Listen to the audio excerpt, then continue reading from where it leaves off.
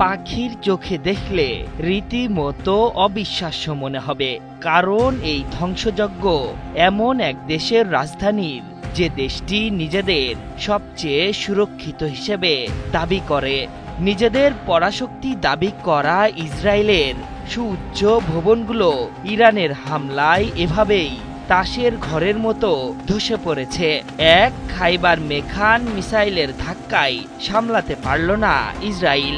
ইরানি মিসাইলের তাণ্ডবে ঠিকঠাকভাবে কাজও বন্ধ করে দিয়েছে দখলদারদের অত্যাধুনিক সব আকাশ প্রতিরক্ষা ব্যবস্থা। সাইরেন বেজে ওঠার আগেই ইসরায়েলের ভূখণ্ডে আছড়ে পড়ছে একের পর এক ইরানি মিসাইল ও ড্রোন।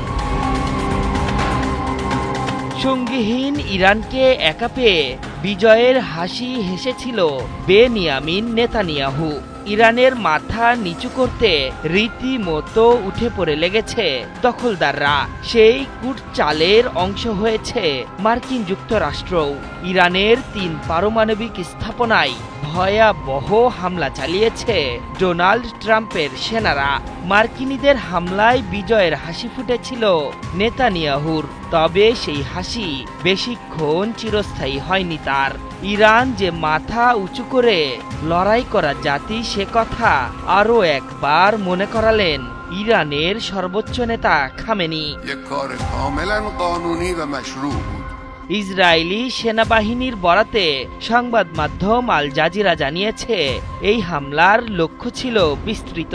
সিরিয়ার দখলকৃত গোলান হাইটস অঞ্চল থেকে শুরু করে আপার গ্যালিলি, আবার উত্তর ও মধ্য উপকূলীয় এলাকা পর্যন্ত বিস্তৃত অংশে হামলা চালানো হয়। তবে সবচেয়ে বেশি ক্ষতির মুখে পড়েছে তেল আবিবের রামাত অঞ্চল। এখানকার বাড়িঘরের দৃশ্য ইসরায়েলিদের মনে করাচ্ছে গাজায় চালানো নির্বিচারে হামলার কথা। চমকে ওঠা তথ্য হলো, রোববার সকালে ইরানের ছোড়া অধিকাংশ মিসাইল আটকাতেই পারেনি ইসরায়েল। উল্টো লক্ষ্যবস্তু বেন গুরিয়ন বিমানবন্দর, গবেষণা কেন্দ্র, সহায়তাকারী সামরিক ঘাঁটি ও বিভিন্ন স্তরের নিয়ন্ত্রণ ও সহ কমান্ড সেন্টার ধ্বংসস্তূপে পরিণত হয়েছে। সুউচ্চ দালান থেকে শুরু করে গাড়ি কোনো কিছুতেই ইরানের 2 দফা মিসাইলের আঘাত থেকে বাদ যায়নি। সংবাদ মাধ্যম আল জাজিরা জানিয়েছে, এখন পর্যন্ত 10টি ভিন্ন ভিন্ন স্থানে ক্ষেপণাস্ত্র সরাসরি বা বড় আকারের শার্পনেলের আঘাতে ব্যাপক ক্ষতি হয়েছে। বিশেষ করে তেল আবিব ও হাইফা শহরে ক্ষয়ক্ষতির মাত্রা বেশি। তবে ঠিক কোন ধরনের ভবন ক্ষতিগ্রস্ত হয়েছে তা এখনো নিশ্চিত হওয়া যায়নি। দেশটির মেডিকেল সার্ভিস টিম জানিয়েছে, এ পর্যন্ত 86 জন আহতের খবর পাওয়া গেছে। আক্রান্ত বাকি এলাকাগুলোতেও তল্লাশি করছে উদ্ধারকারী দল। কেউই যেন চিকিৎসার অভাবে পড়ে না থাকেন সে লক্ষ্যে অভিযান পরিচালনা করছে তারা। তেল আবিবের মেয়র রনো হুলদাই জানিয়েছেন, এখানকার বসতবাড়ি খুব বাজেভাবে আক্রান্ত হয়েছে।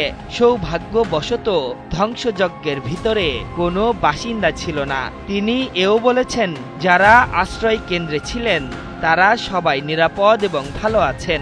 ক্ষয়ক্ষতি অনেক, খুব ব্যাপক, কিন্তু মানুষের জীবনের দিক থেকে আমরা ঠিক আছি। আশরাফুল ইসলাম, ৭১।